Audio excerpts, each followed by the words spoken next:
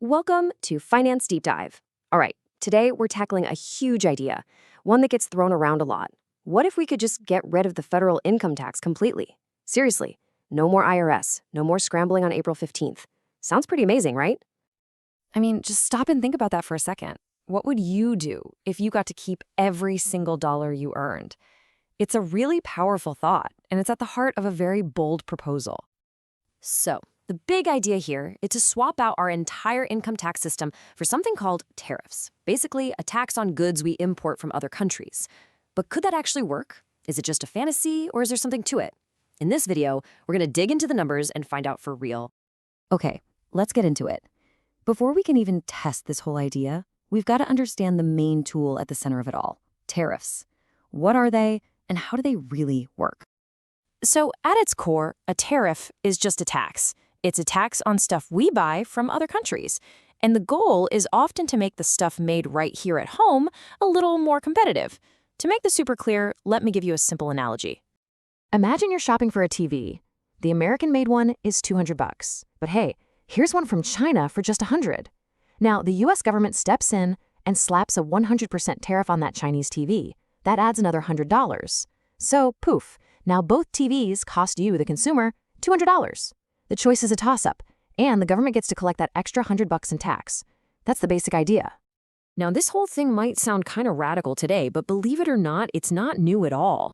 In fact, for a long time, this is pretty much how the United States government funded itself. This was America's old tax plan. Yep, for over 100 years, the U.S. government ran almost entirely on money from tariffs. The income tax? That was just a temporary thing, brought in during emergencies like the Civil War to raise cash fast. It even got repealed for a while. It wasn't until World War I that it came back for good because, well, it turned out to be a more reliable way to get money. So you gotta wonder, if it worked back then, why can't we just flip the switch and go back now?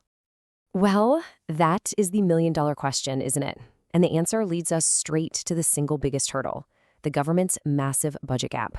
See, the size and scope of our government today is just on a completely different planet compared to the 1800s.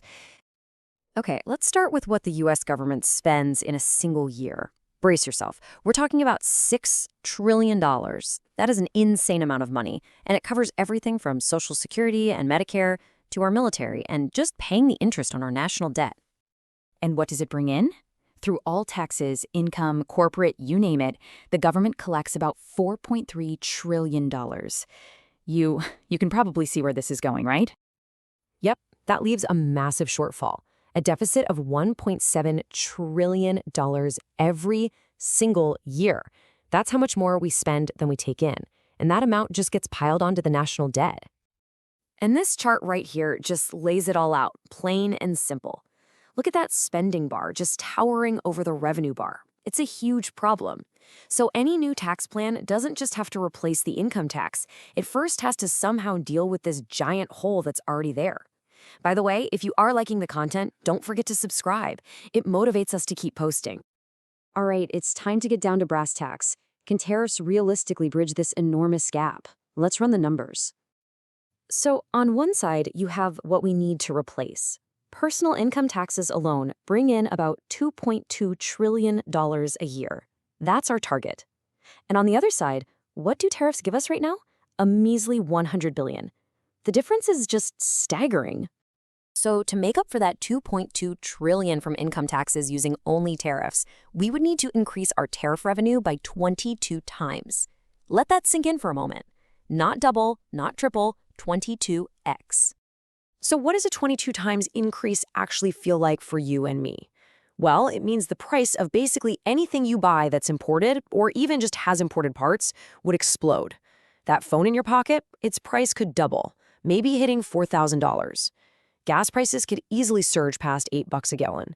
And trying to build a new house? Forget about it. The cost would be through the roof.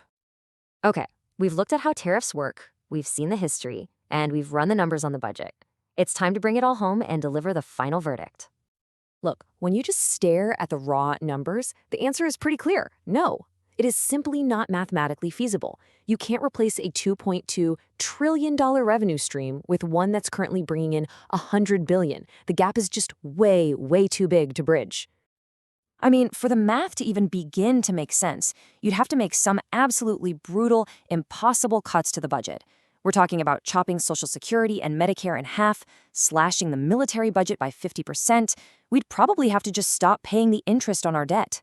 The level of cuts required is just not realistic. If you like this video, don't forget to subscribe. It really motivates us to keep posting.